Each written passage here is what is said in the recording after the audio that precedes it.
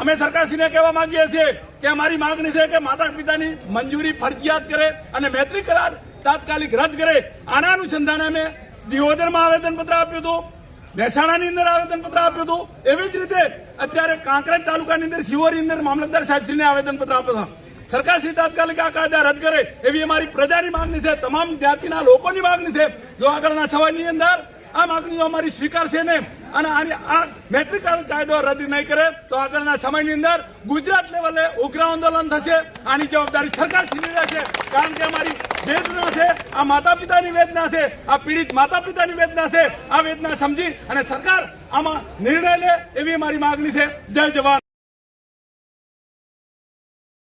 છોકરીઓ ભગાડી જવામાં કંઈક ફરીથી જોવું જોઈએ, બધાનો સ્ટડી કરવો જોઈએ કે જેથી કરીને મા બાપની અંદર સહમતિ થાય એવું કંઈક થઈ શકે।